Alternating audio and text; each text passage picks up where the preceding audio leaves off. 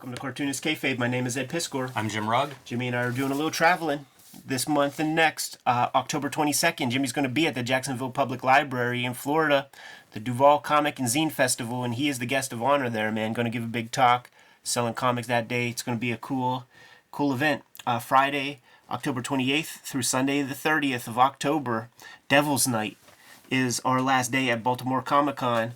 We created the Cartoonist Kayfabe channel the last time we visited Baltimore Comic-Con, so it's a special place in Kayfabe history.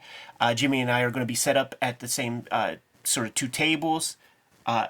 Please stop by. Come say hi to us. We just went to CXC, and it was a fantastic experience, and it was a smaller show. So we have big expectations at Baltimore Comic-Con, and we can't wait to meet you and see you. Want to see those Kayfabe shirts rocking. I'm going to be at Tokyo Comic-Con November 25th through the 27th, and I'm going to be out there for about a month from the 12th to December 10th. So if you know of some cool art shows or something going on out there, send us a DM because I want the scoop on everything. Don't want to miss out on anything. Kayfabe-tober prompts this month. We're as of this recording about halfway through the month, man, and these are your prompts. We've pinned them to the top of our social media platforms, and we are so thrilled with the work that you guys have been doing, operating at such a high level. The videos are brought to you by the books that we make. Right now I have Red Room Trigger Warnings and Red Room The Antisocial Network on the stands as we speak. Murder on the Dark Web for Fun and Profit is the name of the game. Each book completely self-contained. Thank you for supporting the books the way you have been. Hulk Grand Design Monster and Madness is going to get that Treasury Edition format in the beginning of 2023. Feast your eyes on this image because this is what you're going to see on the stands, and you're going to have to scoop that up in the same format as X-Men Grand Design, Fantastic Four Grand Design, except you're going to get some fluorescent ink that's going to buzz your eyeballs off. It's Street Angel, Deadliest Girl Alive, just got its reprint. It's an Image comic that collects all the Image Comics brand Street Angel comics. And now that we're done paying those bills, Jimmy, let's look at this gift that Drew Friedman presented the comics world, man. Mavericks and Lunatics, Icons of Underground Comics by Drew Friedman, with unmistakable hand lettering by my Kubert School lettering teacher, the great Phil Felix. When I first saw this cover, one of the questions that I immediately had was, is that border some graphic design from in-house Fantagraphics, design department? Drew Friedman drew these pieces and tried to approximate all the lines that he could. He said that just doing the border took longer than painting a fucking Robert Crumb portrait. That is wild to think of, but I always hear these stories and I appreciate them. Absolutely. Because otherwise, I have no hope. Jimmy, I don't want this stuff to be too easy for any of these guys that make it look amazing and easy. Jimmy, before we get into things, man, let's play a game. Starting top left. If you can't name the character, name the artist and or the character, starting with this big eyeball. Rick Griffin. Yes, sir. Eileen Kaminsky. Yep. Gilbert Shelton. Wonder Warthog and the Fabulous Furry Freak Brothers. And now you've lost me. That's Crumb. Oh, really? I think that's from maybe Keep on Truckin' even, like the comic. Yeah. It's interesting because they flip the image as they wrap it around the cover. Mm-hmm. And so I'm looking at that and I'm like, that guy has two noses. What am I looking at here? Yeah. It's a flipper. Yeah, don't look at the top.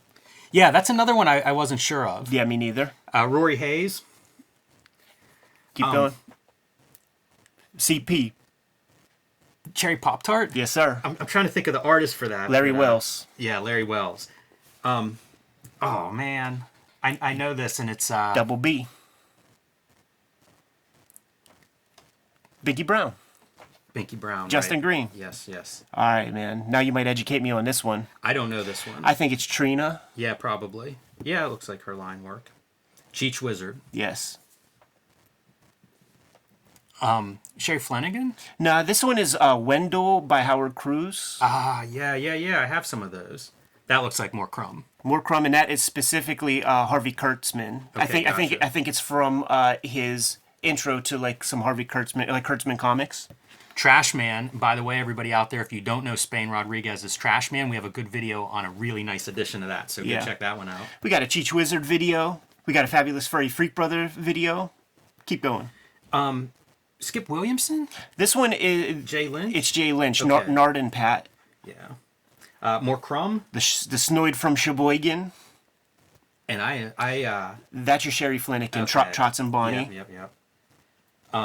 You got me on this one. It's the character Pro Junior, and we'll look on the inside to see who the creator of Pro Junior is, but as I understand it, Pro Junior comes from the fanzines and is like a kind of copyleft character. This is from what Jay Lynch told me. So basically, you could do Pro Junior comics. Right. Everybody could do Pro Junior comics, and Crumb has done a couple Pro Juniors. So has Lynch. Fritz the Cat. Yep. Art Spiegelman's, what's the... Ace Hole. Ace Hole.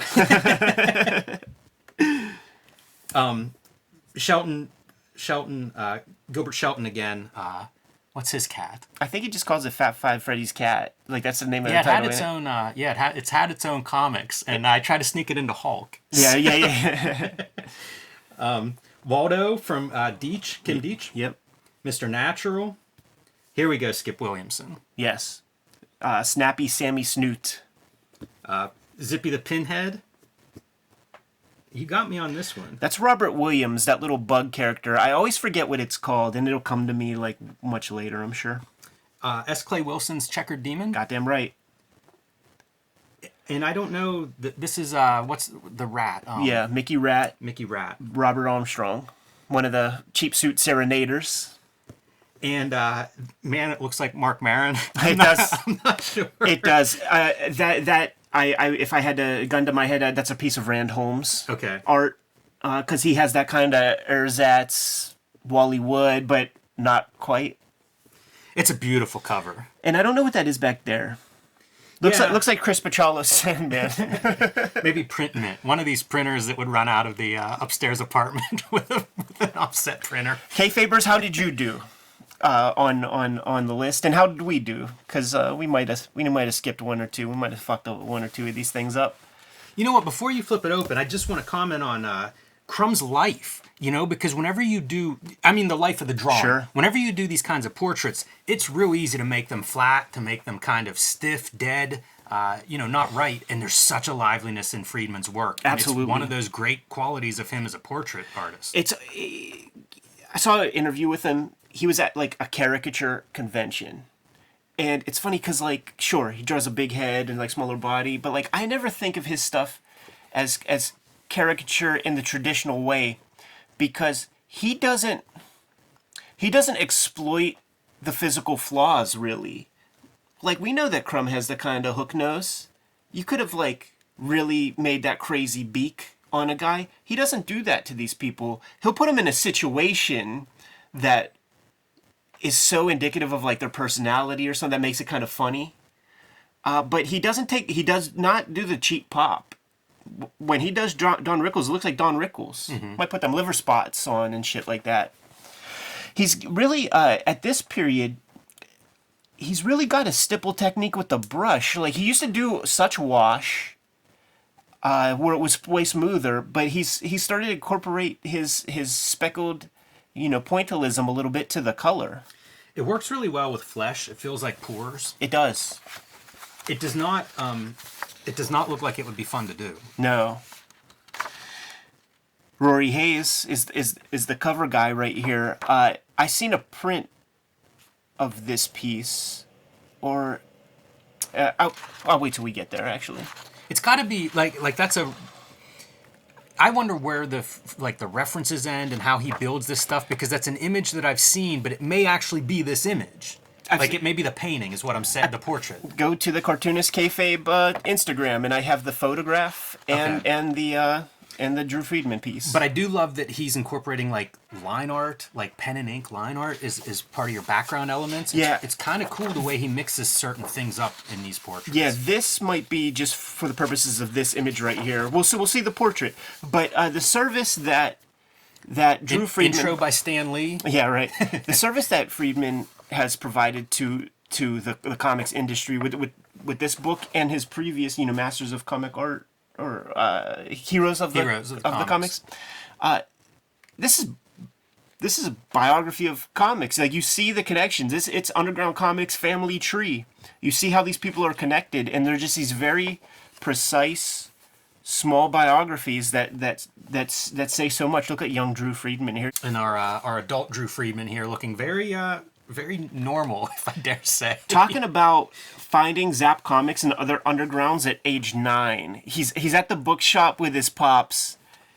Finds these comics, is trying to figure out how the hell am I going to be able to bring these home. Slips it into his dad's pile of books that his dad's getting anyhow. Dad sees it 2 seconds. Oh, comics. Yeah, of course. You know, Captain Marvel or something. Yeah, and Warp's, you don't be unchanged from seeing this stuff at any age, let alone age 9. Start off with the A's, man. Robert Armstrong, this is your Mickey Rat guy. And like I said, one of the cheap suit serenaders. Friedman writes these biographies that appear next to the portraits. Yes. And I love them. Absolutely. They're easy to read. They give you like the books these guys work on. If they're still alive or if they've passed, it kind of gives some information on their life. A lot of these guys move on. They work on comics for a little, maybe 10 years, and then go on to all kinds of other stuff. Yes. Even some of the people in here, names that you don't know and I don't know, even less. Like his cutoff was like, I will not do a portrait if a guy doesn't have a bibliography of 10 issues. Got to have 10 issues of stuff, man, because there's a lot of one-off dudes. It's also interesting to read, like, this is a history of underground comics, so you get to read, like, the various newspapers and things where these guys would work in somewhat legitimate, publishing, not what we think of as underground comic books. Yeah. Even though that it would grow out of this. But a lot of these jobs would be like staff or freelance for these newspapers, but it was like the newspapers were suddenly open to this stuff. So much of this, the imagery, like he had to track down photos. So Buckwheat Florida Jr. is the handle that the guy used. Didn't know that it's Lester Conrad Bell. He had to do work to figure that stuff out. And his daughter, Florida Jr. yeah, like that guy's daughter, I think sent Friedman like a single photo, and this was the one that he had to use to do the portrait. Very inventive, that portrait with the rearview mirror, but all of these are pretty inventive. Like he's putting together backgrounds with the subject and stuff. How about the ones too, man? Great effect. I love when the comics appear in the portraits. Yeah, there's a couple of those, and I love it. Do you think it's that Dave Sim thing where he's projecting? Because it feels like the line quality is even Von Bodet's line quality. I don't know, but if you look, there's even like whiteout, like visible. It's so a little bit of cleanup, amazing. Man. One of the repeating titles that is in this book is Bijou number 8. That's one of the very first show and tell episodes that we did on Cartoonist Kayfabe. And the cool thing about that issue is that all of the cartoonists who participate, they trade characters. So instead of Jay Lynch doing Nard and Pat as he traditionally does, Robert Crumb does Nard and Pat. And some other dudes, Chuck Biscuit's guys drawing the Cheech Wizard. Bill Griffith and Kim Deitch switch up characters. So this issue is referenced a lot in the channel, and from reading the biographies, it's clear that Drew Friedman has tremendous respect for these people and is not exploiting them. We know how Von Bodet died. What does he put? 1975, he accidentally died of self-strangulation. You know what I mean? Has sensitivity to these people as human beings. Even in the bio, is not going for the cheap pop when he easily could. Boy, that's a funny picture. A lot of these pictures I find really humorous. The other thing that's fun in this collection compared to, like, say, Old Jewish Comedians, yes, another book that Drew Friedman, a collection of his portraits, is the youthfulness of this. And it made me think, like, reading this book and kind of, like, looking forward to talking about it, how much that youthful energy was vital to underground comics. Right. Because, like, you're forging a new direction in comics in a lot of ways. With the underground, you kind of need young people. And this book, I think, really captures that sense of energy and exuberance. There's a real feeling of, like, you think of comics as being, there's some morose, dark parts of comics. You don't see a lot in these portraits, This is when people are kind of at their prime in terms of their underground output. It's true. And you catch that, It really feels like they're going for it. I literally asked Drew if he was going to do a portrait of the hungry Chuck Biscuits guy, and he's like, "Oh, Dan Klein, yeah, absolutely, he's in there." And it's actually funny because if he did 10 books, like I didn't know that. I just knew that one single comic. It's a wild history. It makes me, I just passed, when we were at CXC, there was a dealer there with a lot of old undergrounds, and it's like, I want to go back there with this book handy and dig through those books, because you don't see a ton of underground comics these days either. That is the cool thing, man. Like a lot of underground comics, they do pass through the studio here. You got to send us your Robert Crumb comics if you don't want your friends to dish you. If you live there in the Pacific Northwest, you're not. It's contraband in your subculture. So send it to P.O. Box 3071, Munhall, PA 15120. We will be the custodians of those books, and you can maintain your relationships with your friends in Portland. But a lot of that stuff has come through here when we say things like that. And you see these A-listers, right? You see S. Clay Wilson, you see Crumb, whoever. But then there'll be these little buttressed strips by Joey Jerkoff. And sometimes that stuff's real cool looking. Look at this Corbin piece, dude. Yeah, I was so amazed by this picture. I love it. See, this is one of those qualities that I think is interesting to see in Friedman's work, a heavy black outline. Because his work goes between that photorealism, cartoon, and then comics language. And he's able to combine it all in one page. Like, you see it all on display in this Corbin portrait. Has the nom de plumes. He would sign Gore in his underground comics. And the subject matter factors into the portraits sometimes. He's a horror guy, creepy, eerie, comes from that. He was always genre when he would participate. Fantagore is a genre, it's a horror comic, so give a kind of a horror-ish background to him. It's a really good tree, by the way. Yeah. Also, these are ink wash. They're not watercolor? No, he showed off, he's doing the circuit. He was on Noah Van Sciver, and he showed the little bottle of ink. It amazes me that he's doing this much point work with like a brush. Yeah. There's Crumb. Crumb probably gets the biggest biography, as he probably should. Yeah, I'm surprised the sketchbook's blank.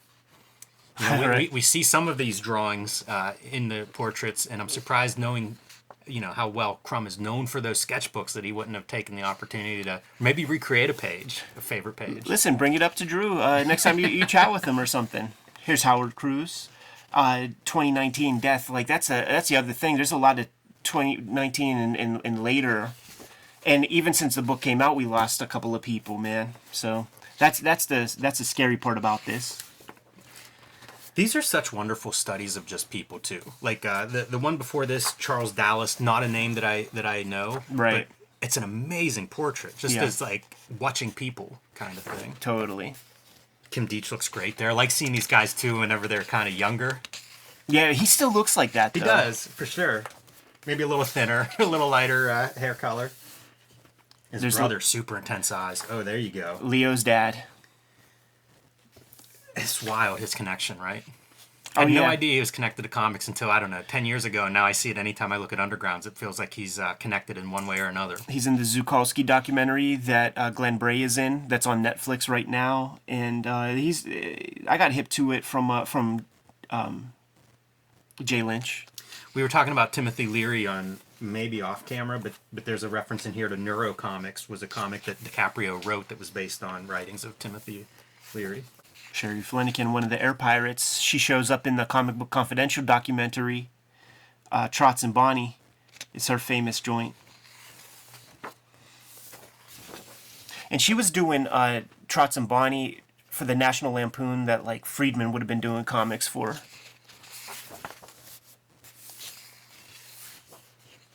Larry Fuller. Then you start to see, the San Francisco Comic Book Company, Gary Arlington's setup, and he was so much important stuff came through his store, and then he becomes a publisher. Rich history in many aspects. Direct market because he's affiliated with like Bob Bierbaum and Bud Plant.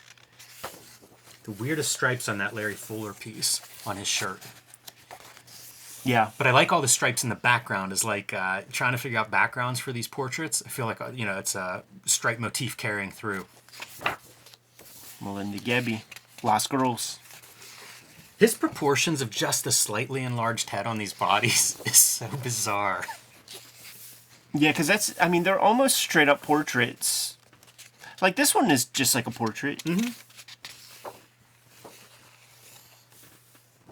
And a lot of these names I'm unfamiliar with, so it's kind of cool to see them, get a little more background on them. There he is, Larry Gonick, dude. Probably one of the most successful cartoonists in the history of the universe, man, with his cartoon histories of the world, which would have been even in elementary schools. And you certainly see it. It penetrated bookstore markets way before everything. Yeah, big print runs on those. Like those are books that I often see in aftermarket used bookstores and places. Absolutely.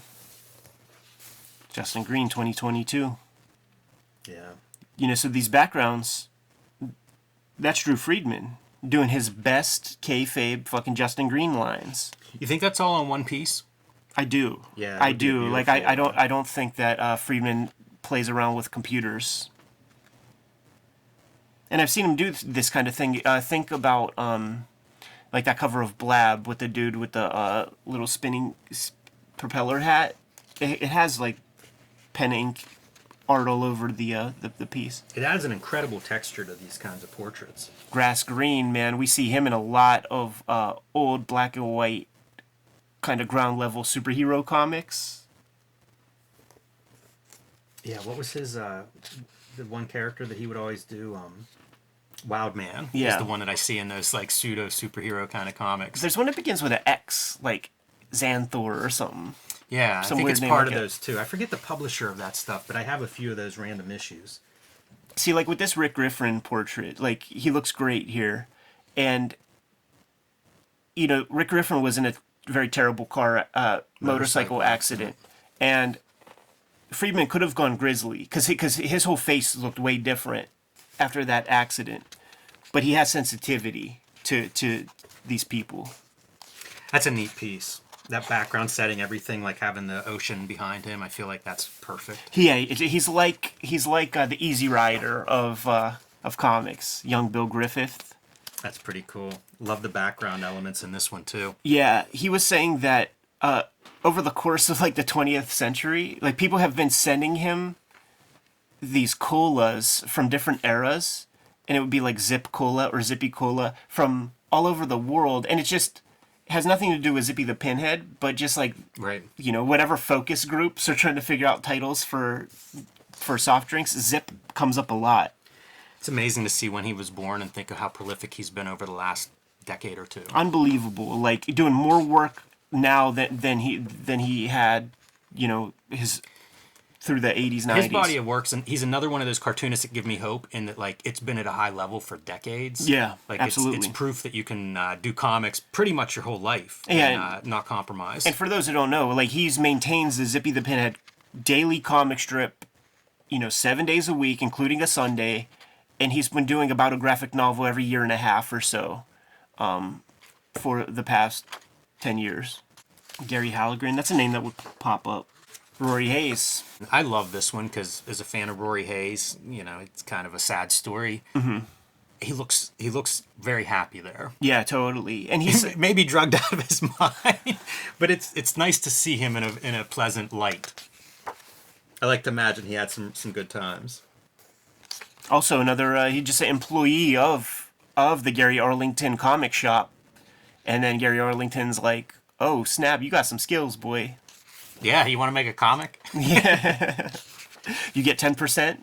I can't not mention, like, his page at the CXC at the Billy Island, like, seeing an original Rory Hayes, big page, and that hyper detail that he put into it blew my mind. Yeah. What drug is it that they had access to back then? Because, like, that's always the question, right?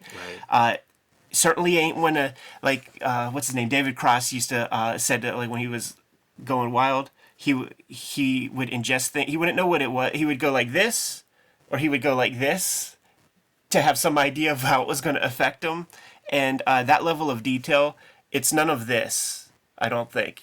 No cocaine is gonna do that. Rand Holmes. There are a lot of these guys whose work I know, but have no idea what they look like. So seeing these portraits is really interesting too. And that's one of those production things that Friedman has to do, where you're not producing pages. You just have to curate and get hold of stuff. Like that's that work that nobody acknowledges when putting a book together.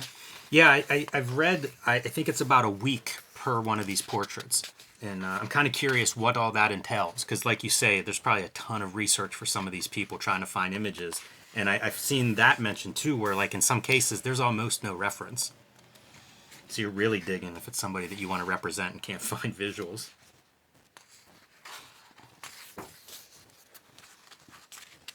Jay Kinney, he did work in the Beats book I did with Harf. Dennis Kitchen as a young man. Sans glasses. I feel like this Aileen portrait he did has been around for a while. I certainly know the photograph well, so I might be mistaking that for that. Now this is a revelation to me, George Cukor as cartoonist, because I know him as filmmaker only because of the inspiration he gave John Waters. Like, this would be a name that would be mentioned a lot by John Waters as being somebody who was an important filmmaker during like avant-garde New York filmmaking and shit. And he's interviewed in Divine Trash, the John Waters documentary. Had no idea that he ever did any kind of comics.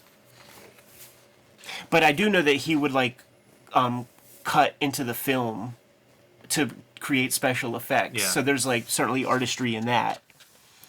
Harvey Kurtzman, it's Drew Friedman's teacher from SVA. Always gotta love seeing a Harvey Kurtzman. It's another one of these, it's a chance to see these guys who have had profound impacts, and to see them when they're looking good and kind of in prime form. Yeah. It's very heartwarming. Bobby London, one of the Air Pirates, and he takes over the Popeye comic strip for a time, I believe. Is that right? He does. I don't see it in here, but there are Bobby London daily Popeyes from the 80s. He was working. We covered it in, maybe it was like a Comics Journal or a bet. It wasn't Wizard, where he tried to do like a pseudo like abortion story in Popeye and like Lost Papers. Yeah, I can see that. it was veiled and stuff, but people were hip enough. Like, Yeah. Listen, man, you're doing a fucking abortion story. The great Jay Lynch, one of the guys that gave me my start in comics. Yeah, you get a mention in the biography. Oh, really? Yeah, last sentence. An anthology of Jay Lynch's work, Ink and Anguish, Fantagraphics books by Patrick Rosenkrantz, who does a lot of underground writing. Yes. And Ed Piskor, was published in 2018. That's awesome, man. I did those pages in about 2002, like literally before getting anything in print. Yeah, I feel like you had those when I met you. Yeah. Lee Mars, we just saw her this past weekend. Tabled next to her at CXC. For sure, man. She would. I reckon I know her work from Heavy Metal, and she did these wordless comics. I gotta find the story for you because it's like futuristic hoverboard girl comic, and she would hatch with markers, which I thought was very interesting, very busy, but super interesting to see. Look at the screen tone in the background. Yeah. What are we looking at there? Do you think that Friedman had that blown up so it would fit whatever size these things are? I don't know what size they are. It's possible that's close to 100%. But if not, like, you could make your own screen tone to fit any size. There is like screen tone at that size. You could never really use it for gray. Like, it would just be like a design, like an ornamental thing. Kind of precisely what he's using it for here. It's very inventive, some of the backgrounds that he brings in like that. Yeah, and I don't see the cut. I don't Right. see where he clips it. This is so funny because like this Paul Mavrides, I think that's how you say his name. I've only ever seen him with like he's the guy at the very very beginning of Comic Book Confidential. Yes. So he's got this like real wild kind of high top fade kind of hair stuff. He's got the Flavor Saver soul patch. Like, I would never have guessed that there was a version of Paul Mavrides that was out there that was like this. And he's like one of the creators of that Church of the Subgenius. I think he's the dude that put together that Bob Daub clip art face that they all worship. But he worked with Gilbert Shelton for years on some of the best of Freak Brothers comics. Michael McMillan is like sort of a underrated cartoonist that a lot of dudes hold in super high esteem. Really nice. I talk about like I love these portraits that have some of the comics art in them. That might be the nicest feature of comic art that's included. It makes for an amazing portrait. It's such a change from like, again, not exactly photorealism, but that modeled look, and then to go down to those pages. it works so good in a single image like that. George Metzger, one of the earliest graphic novelists. We looked at some of his works with Warren Bernard. Jim Mitchell, a name I don't know. No, but spent some time in a Mexican jail for smuggling drugs from South America through Mexico. That sounds like the hardest of time. Victor Moscoso. Love the background once again. Like that's a pretty sharp piece, and I like how it's like Friedman has no problem having drawn elements. Mm-hmm. Like the way these shapes just are complete drawings as a background. Super cool. And it really, it speaks to Moscoso. Before Zap, he was doing the psychedelic posters. Mm-hmm. And it's an ink wash version of that. You could imagine if this was in color, it would be, orange and purple would be the colors back there. He's also the guy responsible when you see Comic Book Confidential and you see Crumb, whenever they show that Super 8 footage of them doing a jam session with Harvey Kurtzman in the house and stuff. It's his video. He owns it. I want to see it all. Victor, can we see it? He's super protective. He's the guy, when you look at the complete Zap, there's the oral history book that comes with the complete Zap. He's the guy who tells the Zap dudes, I was fucked with the psychedelic posters. I have no idea how many of them are out there. The account, can you imagine these hippies with their accounting? Yeah, sure. Let's, as the collective, so we put together kind of like how you and I created Cartoonist Kayfabe. Let's create the business. We own the masters, all of us. The masters are ours. So when we give it to fucking Don Donahue, he's got to give them back. So that he can't just be making fucking extra copies without us knowing them. Like the reason. Hey Victor, thank you for that. I mean, that's a big creator. Like these are the things that we take for granted now. Yeah, that we get to control that stuff. The guys who pioneered it, huge. People now have no idea.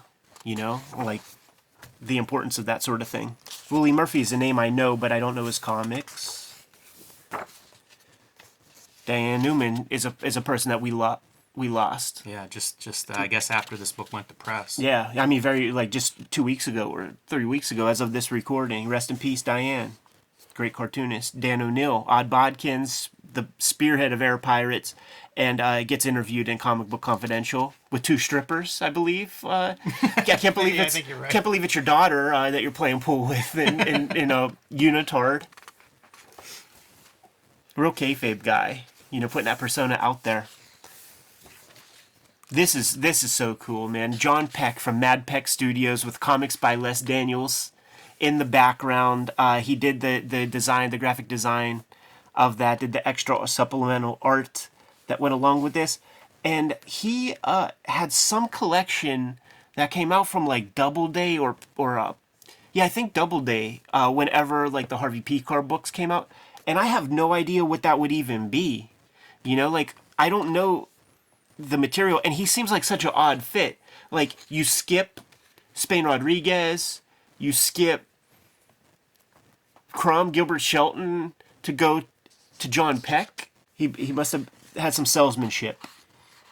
Yeah, what's with the camel, showing off the camel cigarettes? He wasn't involved in advertising or anything, right? Maybe that's a question we got to ask the man himself. Harvey Pekar. Another dude, like Harvey Pekar and Jay Lynch gave me my start at the same exact time. Like one day I got a call from Jay Lynch, and 2 days later I got a call from Harvey Pekar after sending out my blasts. That's a good week. Yeah, absolutely. Jeez. It was around this time of year also. So like October is important for me in that because I was working at haunted houses just while I was making my comics, and one day I come home and see a note. Jay Lynch called, and then the next day there's a note. Harvey Pekar called, and I'm like, okay, I'm gonna be super in comics. Intense in that portrait, by the way. Like, yeah, it feels I know like this you're photo. Capturing that eye, that gaze. Yeah, yeah, I know that photo well. P. Poplaski, man, an innovator in comic book color, doing some of the first kind of like laser scanned comic art. He worked a lot with Kitchen Sink, Dennis Kitchen, and it was some of the first color art I saw in comics that maybe you see a little bit of a brush stroke or something, but it certainly was like, this is not separated by that Connecticut house of matronly old ladies. You know, it's not Ben-Day dots.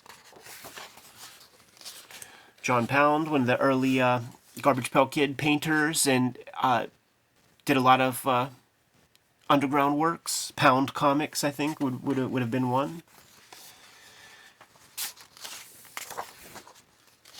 Ralph Reese, one of the assistants to Wally Wood for a good chunk of time there. I don't know much of his singular work, but it would show up in like the DC like horror books and in places like that. Yeah, I think Eclipse may have published some collections of his work, like Reese's Pieces, Yeah. 1 or 2 issues, collecting probably some of that DC work, I would guess, because it's like genre comics. Right. I don't know Larry Rigby, but I know the photo. Like, I don't know what he's done, but I know that photo well. Trina Robbins. In full hippie. How about that Spain Rodriguez, man? That's a badass, dude. This is I think the original has a cigarette hanging out of his mouth, and there was some controversy over whether he was a smoker or not. And it looks like the verdict maybe is that he wasn't. I see. Yeah. There's a couple of pieces that Friedman pointed out in the Noah Van Sciver talk, like the bio information with S. Clay Wilson says something about him being something in the military, and he's not. Somehow that information came his way, and Trina Robbins is older than her date of birth in this book. Man, That's celebrity there, man. He shaved a couple years off of her. Joe Shankman's a name I know, but don't know his comics. Cool picture though. Yeah. Great Gilbert Shelton. He's a guy that goes through different evolutions and shit. Like, you could have drawn many different eras of a Shelton portrait, and a rip-off press. You know, very famously, those guys got hold of a offset print machine and just ran it in their house in Texas for a little while. That's that's the craziest stuff, running a printer out of your apartment. Yeah. You know, I was on eBay, like, looking for old offset printers, like, at that time when I discovered that. There was that time where it was like schools would teach printing as a vocation, and once that like all goes away, and then it's like, please haul away our cast iron super heavy press. You can have it if you'll just haul it away. Right. Because those things weighed tons. Art Spiegelman, another teacher of Drew Friedman's at the School of Visual Arts, pretty much gave Drew his start in cartooning and professionally publishing with Raw, and there were some student publications and things. Yeah, what a legacy, man. Totally. And he's one of these guys that, like, it's like, you know, he moonlights. You know, by day, Gummo Bubbleman, working at Tops, doing just the most poppy, kid-friendly, you know, stuff for little kids. But then by night, puts on the fucking ascot, kicks that cigarette in the jib, and is doing, you know, bougie comics. Yeah, and by doing, like, printing and everything. Like, there's another printer in a flat story. Oh, yeah. What a history that has. That shit is so cool, too, on Comic Book Confidential. It's only, like, now that I know what the fuck he's talking about with Francois, where they're, like, going through color seps, like, on the thing, and he's like, oh, like, that means you have to cut it all out. Oh, that's too hard. I can't do it. She's like, I could do it. And he's like, okay, cool. You know, talking about cutting around, like, some lettering and things. Frank Stack, a.k.a. Fulbert Sturgeon, man, creator of Jesus Comics, did Our Cancer Year with Harvey Pekar.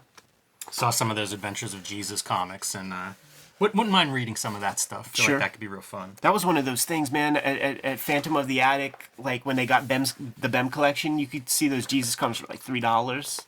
I don't want to kayfabe affect myself, but this Barney Still is someone who I don't know, but drew 3 issues of the controversial, even amongst fellow underground cartoonists, early 70s erotic fantasy comic series Armageddon. So now that's on my wish list. You know, like, what are you doing that's controversial even to underground fellow cartoonists? Did you... Maybe I don't want them on my list. Did you Google it by any chance? Because we might know it. We might know it. I think I know those comics, man. Yeah, I don't remember ever seeing them, but it does make me very curious. It's quite a biography description. Yeah, it's good that way. Look at the great William Stout, man. We need to shoot an interview with that motherfucker sooner than later with the with the pedigree that he has and the experiences he's touched, fucking went to Antarctica and painted penguins for 6 months or something. We directed movies, worked with Mobius. Yeah. And exudes cool in that portrait. Oh yeah, as he does, man. He's got that West Coast energy, dude, and he's the only dude nowadays, man, that can rock an ascot and not look like a punk. Trying to think if he had an ascot whenever we saw him. He absolutely did. He had his little neckerchief. Larry Todd. That's another one of those names that would come up a whole lot. Skull Comics. Oh, he's Dr. Atomic. I get it. Roaring Rick Veitch, baby. Two-Fisted Zombies. We got a video on that motherfucker, dude. Such a legendary comic. I remember picking it up at St. Mark's Comics with you when I went to my first Mocha. A comic I've been looking for my whole life up to that point, because I remember reading a Steve Bissette interview where when he got to go, he's first-gen Kubert School, so is Rick Veitch, but when he, got to Dover, New Jersey, and it's like, Rick Veitch? You're Rick Veitch? I can't imagine. Like that would be every dream you had. Okay, you're gonna go to a comic store, or a comic school. You're obviously into comics, comic fan. You show up, and then Rick Veitch, the guy who made the super cool comics, sitting next to you. There were, I believe, maybe 3 people at CXE this past weekend that came up to me. They got Two-Fisted Zombies from the Monkeys Retreat, yes. Dude, and it's like, I learned about this from Kayfabe. Pretty cool. Yeah, I didn't want to out myself as leaving those copies in Monkey Retreat's box, so I'm glad somebody good found them. You still don't have it? No, I do have it. Okay, I was about to say. But sometimes I'll see comics and be like, I can't leave this here. Yeah. Like, I know somebody that would want this. Yeah, his brother Tom just passed. Yeah. Saw Legion of Charlies at Monkey's Retreat. Man. One of Tom's notable works. Yeah, with Greg Irons. Mike Vosberg. This is an interesting one because he shows up in Overground Comics. I think I might have a fucking G.I. Joe comic that he draws, 70s journeyman guy. Stuff. But you do see his name in some of the Kitchen Sink brand of Underground Comics. We have a bunch of the Bill Shelley reprints from Fandom, and he would show up in Old Comics Fandom, and the place where you would see him on his biggest stage was he would do the comic covers for Tales from the Crypt. Whenever on the HBO show, whenever the Crypt Keeper's showing you today's episode, that's shit that he drew. That's a funny portrait. It's a funny name. There's a lot of names there. See, it's like we're burying the lead when we get to the dubs because you just want to see what S. Clay Wilson looks like. Larry Wells, he's a guy I met at the Phoenix Comic Con. When you travel cross country, there's regional cartoonists that don't really like leave their spot, or you just don't see them on the East. And he's Cherry Pop-Tart Cat, and I asked him, man, what'd you think about what Crumb was saying in the movie? Because at the end when Crumb is moving to France and he's packing everything up and he's on the phone, and it's some animation guy trying to make a Mr. Natural movie, trying to pitch him on it, and he's like, listen, it's an abomination. The Cherry Pop-Tart thing sucks. Larry Wells is an idiot. I'm not interested. He says all those things, man. And, we talked about that a little bit. No hard feelings. Gary Whitney's a name that I remember seeing. Oh, he worked with Jay Lynch. Phoebe and the Pigeon People. The place where we would have seen his name is in Blab in the early Kitchen Sink issues when they would do a lot of the Phoebe and the Pigeon People collections. Because, I think Monty Beaucamp is a Chicago cat. Yeah, that's right. Jay Lynch, Chicago cat, and some of that stuff probably appeared in Chicago papers. The dapper Robert Williams, man, the Jimmy Stewart of comic books. He's another one of these guys that just kind of looks out of place in this collection. Handsome Doesn't dude. look like a maverick or a lunatic there. Right. Well, it's when you get him talking. Sure. It's when you get him talking. When you see his artwork. And man, there is a great documentary. I think Rhino Records put it out. You could find it on YouTube. Hour and a half long. Follows him around building fucking hot rods. riding Schwinn Stingrays, falling on Schwinn Stingrays as, kind of a senior kind of guy. Bad motherfucker. Super cool cat. Skip Williamson. Had no idea his name was Mervyn. Became art director for Playboy for a hot minute. There it is. S. Clay Wilson. Creator of the Checkered Demon. Get a checkered background. Absolutely. Makes sense. And cool striped pants.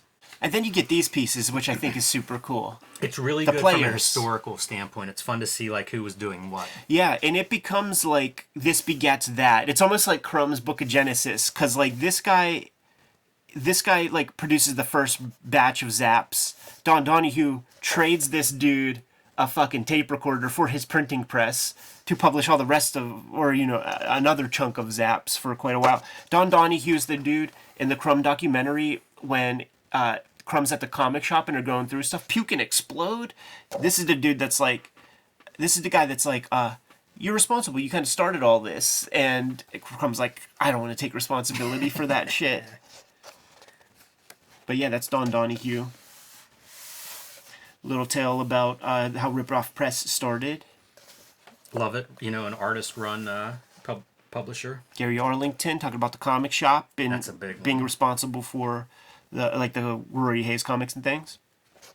Yeah, 200 square foot space. Man, if you could have put a camera in that space. The great Ron Turner from Last Gasp. And there's your Dennis Kitchen with the mustache. Yes, and the glasses and the specs. It wouldn't be right to have a collection like this that doesn't have a Pratchett Rosencrantz fingerprint on it somewhere. Yeah, it's nice. This is a very concise little overview. Yeah. Yeah. It really wets the whistle, man. You see something like this, a good starting point. You now have names. Now you have faces to go along with some of the crazy comics that you might find. Yeah, and Rosencrantz did Rebel Visions, which I think I got when we first started hanging out. It was like early 2000s when that thing came out. So. Yeah. Our early days. Yeah, fantastic, man. So happy to go through this thing. I've been waiting for this book to come out for a long time. It's a shock that we actually haven't looked at the heroes of the comics. It is. So I think that might be one that we look at sooner than later, man. But so thrilled that this came out. I'm a big devotee of Drew Friedman's artwork. I won't be too insulted that he didn't get me for a quote on the back, man. But listen, we're putting some real eyeballs onto the work, man. So fantastic to look at. Couldn't wait to get my hands on it. I think it's a very valuable piece of comics history. Absolutely, man. Like, you never thought you were going to get to see some of these guys. Same as the heroes of the comics, of comic art. But we'll get into that at a later date. Kayfabers, like, follow, subscribe to the YouTube channel. Hit the bell. We'll notify you when new vids are available. Jimmy, tell the people what's out there, man. Hulk Grand Design Monster Madness in comic shops now. And coming in January, the Hulk Grand Design Treasury Collection. Pre-order that one now so Marvel knows there's a demand for Grand Design. And I don't want to be the one that killed Grand Design. So let's get those numbers up there. Street Angel Deadly Squirrel Live is back in print after almost a year. 8 full-color, completely self-contained stories. Pick that one up in time for Christmas. It'll be a perfect gift for everybody. And join me on patreon.com/JimRugg where you can see a lot more of my comics and art. Red Room Trigger Warnings, Red Room The Antisocial Network are out on the stands as we speak. Murder on the Dark Web for Fun and Profit is the name of the game. Each issue completely self-contained, which makes each book reasonably self-contained also. There's about 70 pages of extra material in each of these books that you're not going to be able to get anywhere else. Looks good on the bookshelf, and I'm serializing new Red Room comics before they hit paper on my Patreon. Patreon.com/EdPiscor. $3 for the archive there. Has all of the material from both of these books, plus new stuff before it hits the comic shops. More than 300 pages worth of stuff for $3. We're getting to less than a penny a page.